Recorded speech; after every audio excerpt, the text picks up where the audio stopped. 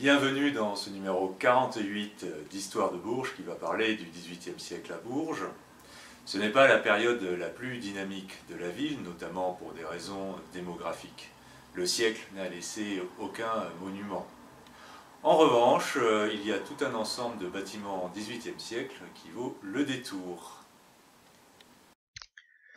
La ville de Bourges perd rapidement une partie de sa population au début du XVIIIe, avant qu'elle ne se stabilise autour de 16 000 habitants dans la seconde moitié du siècle.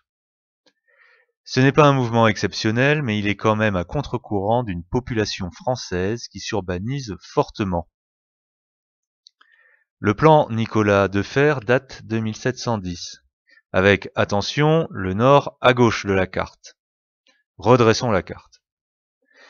Si l'on compare sur ce plan la superficie de la ville intramuros et des faubourgs avec le plan du premier cadastre de Bourges, dit plan Panette, qui a été élaboré un siècle plus tard, 1813, on s'aperçoit que la ville ne s'est pas agrandie.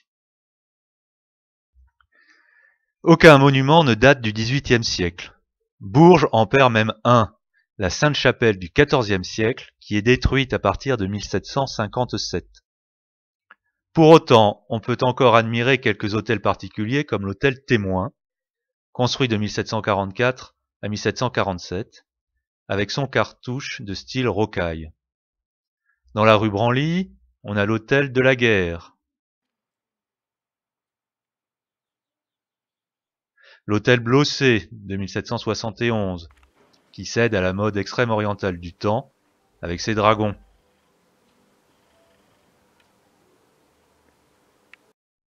Et l'hôtel Grenouillet, au portail impressionnant.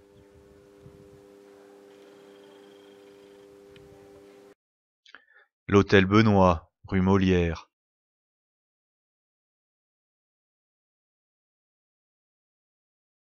Qui a laissé une pierre de baptême, le datant du 24 mai 1783.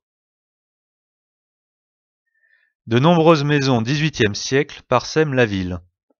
Citons à titre d'exemple celle à l'angle de la rue Littré et de la rue de la Nation. Celle rue Victor Hugo, datant de 1721.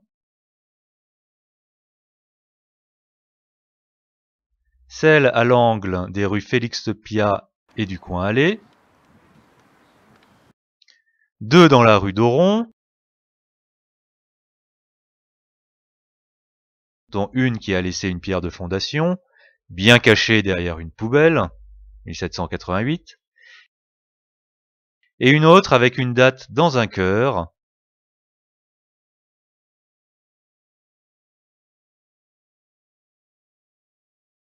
qui était plus lisible il y a quelques années.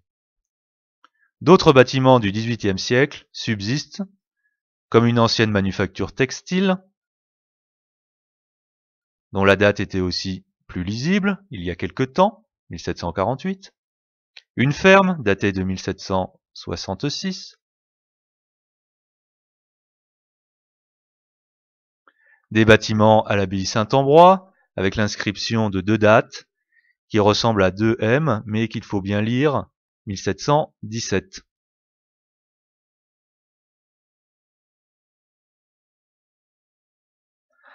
Un portail de 1777, ajouté à une maison bien plus ancienne.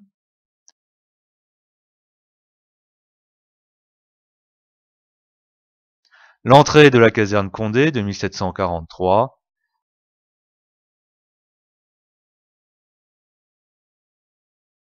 Ou encore des bâtiments du Moulin de la Chape,